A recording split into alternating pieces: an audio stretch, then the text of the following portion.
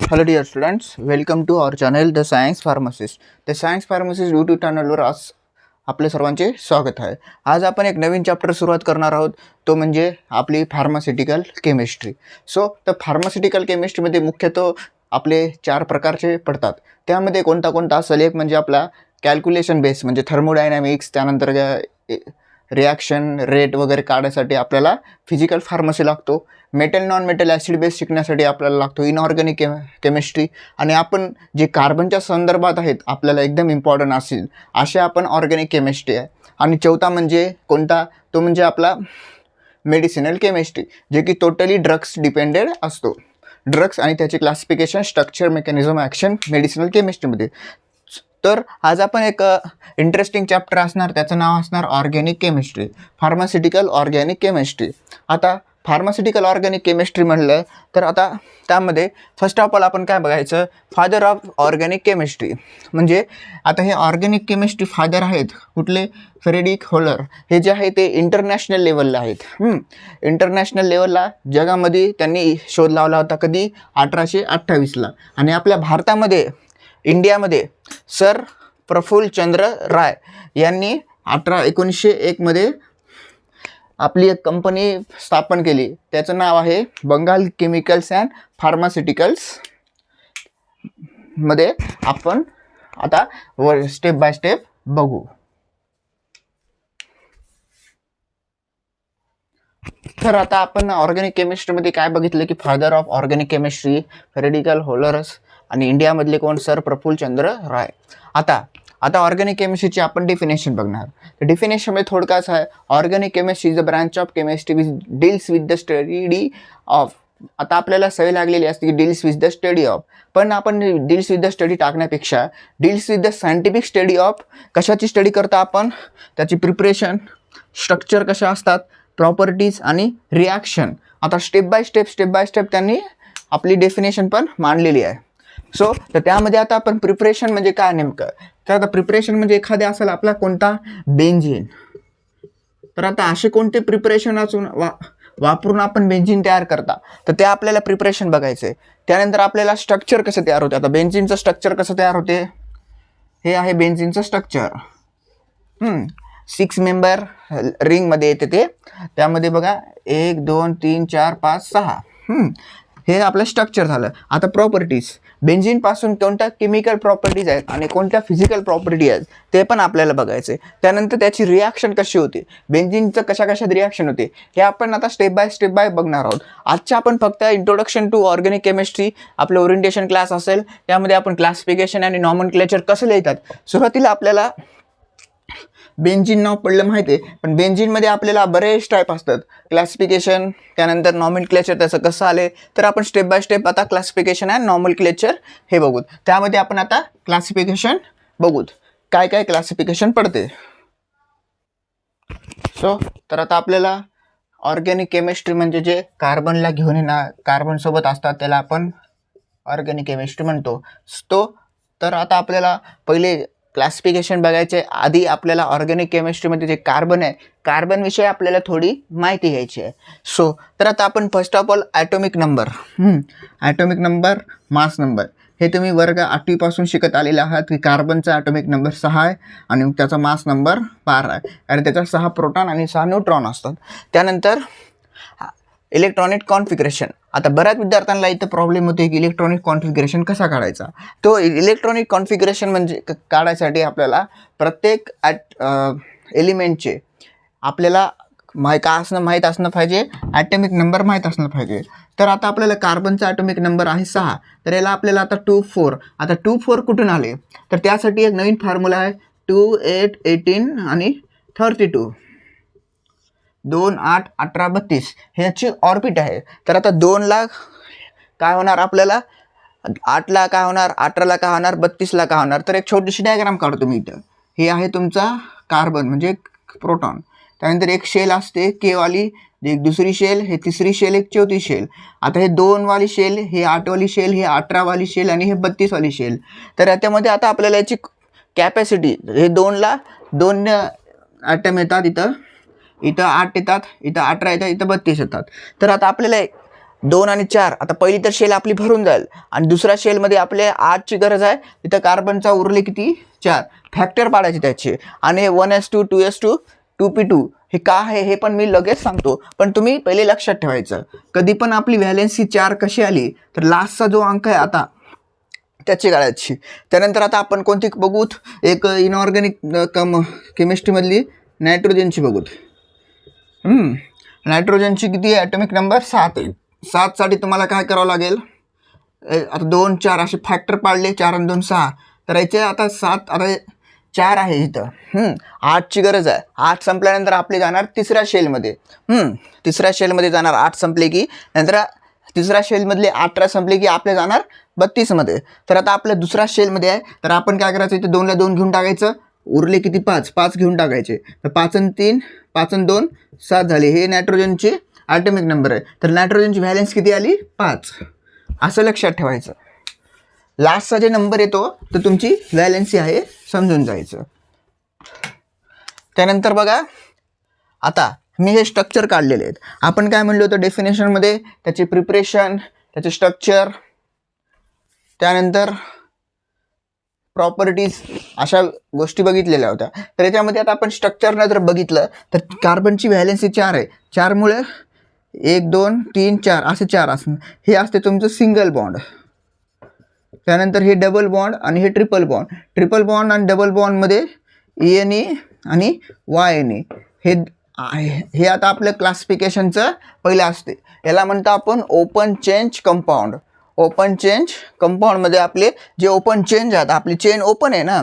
आता हे जर स्ट्रक्चर समजा आपण काढलं, बेंझिनचं स्ट्रक्चर काढलं, तर बेंझिनचं स्ट्रक्चर कसं आहे रिंग फॉर्ममध्ये, आणि आपल्याला चेंज काढायची म्हणलं तर 6 कार्बन लागतील.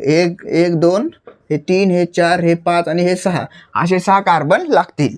आता आपण एक स्ट्रक्चर 1 बाय 1 यांचे क्लासिफिकेशन सुरू करू. क्लासिफिकेशन महत्त्वाचं आहे, प्रत्येक विद्यार्थ्याला पाठ असलं पाहिजे. तर आता आपल्याला महत्त्वाची गोष्ट क्लासिफिकेशन मध्ये आता आपण काय बघत आहेत, क्लासिफिकेशन बघत आहेत on the basis of their structure.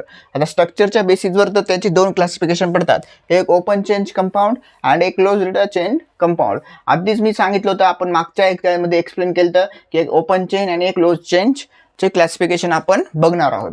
तर आता बघा, त्यामध्ये आता आपण एक ओपन चेंजमध्ये बघत आहोत. ओपन चेंजमध्ये तुमची चेननुसार अशी पूर्ण चेन असते.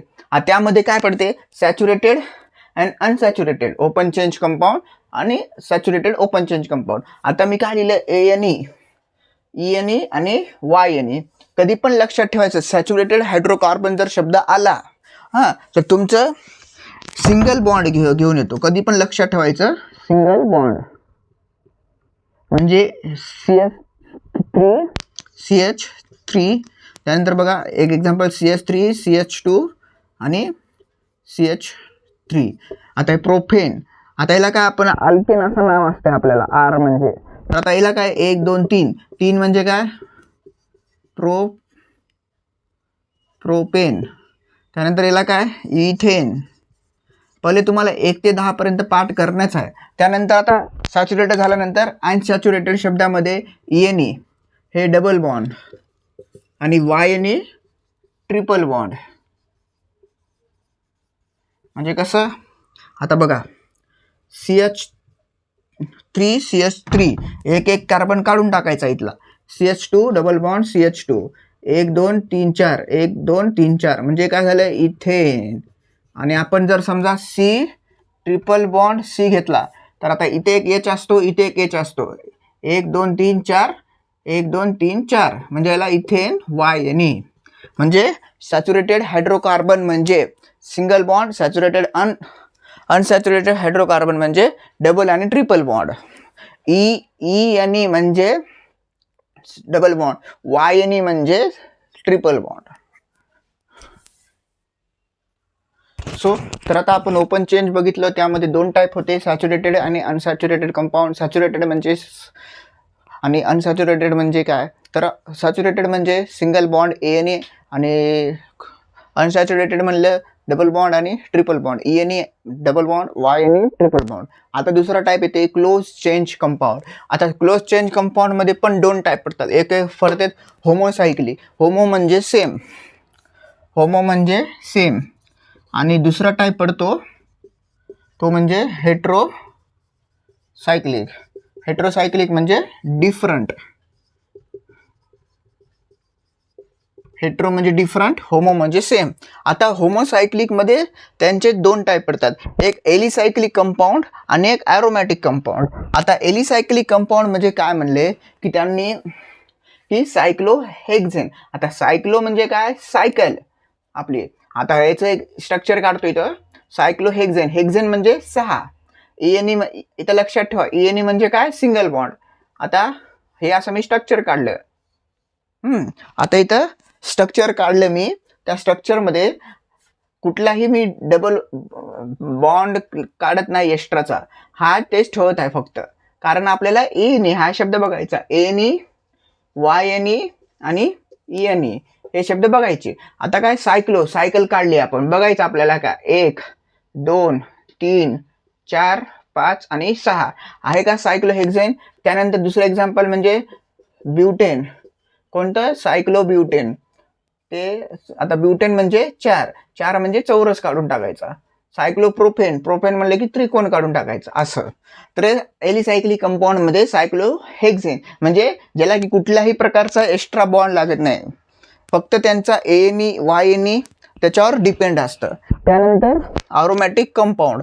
आता ॲरोमॅटिक कंपाऊंड म्हणजे काय, त्याच्यामध्ये दोन टाईप पडतात, बेंझोनाइड आणि नॉन बेंझोनाइड ॲरोमॅटिक कंपाऊंड. जसे की ज्याला बॉन्ड लिहून येतो, म्हणजे आता बेंझिनचं स्ट्रक्चर काढलं, बेंझिनला आपल्याला इथं बॉन्ड द्यावं लागते, नाहीतर मग दुसरं बेंझिनचं स्ट्रक्चर म्हणलं त्याला O येऊन टाकते.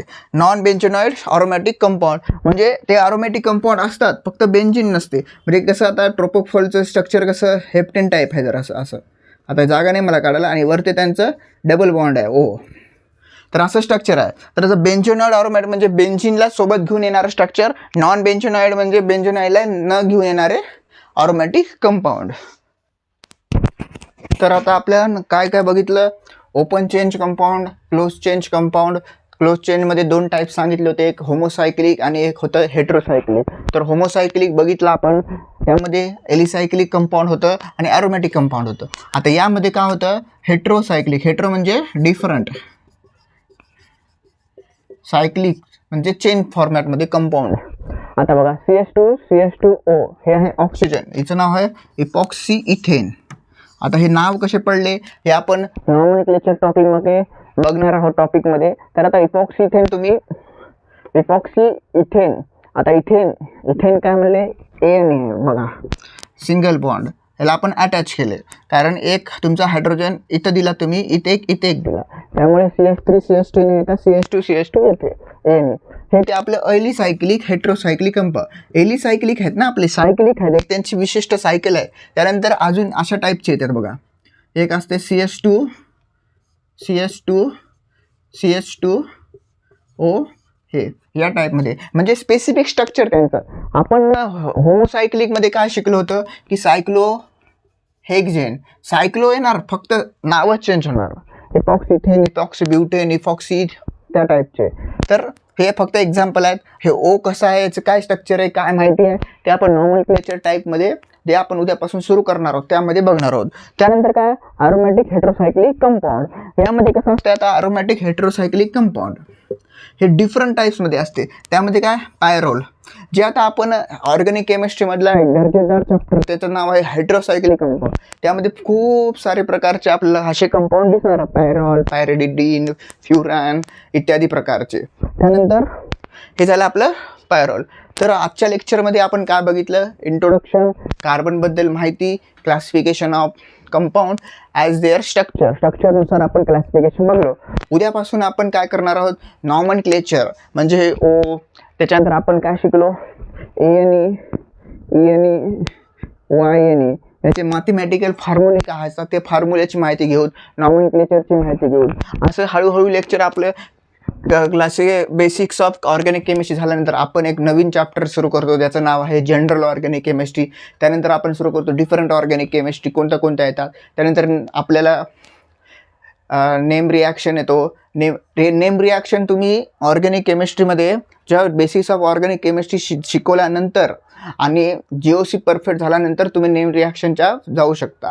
त्यानंतर हेट्रोसायक्लिक कंपाऊंड, हे आता नवीन सिलेबस आल्यामुळे बी फार्मसीचा नवीन सिलेबसमध्ये हेट्रोसायक्लिक कंपाऊंड हा आपला नवीन चॅप्टर नाही तर नवीन सब्जेक्ट म्हणून तुम्हाला अभ्यास करायचा आहे.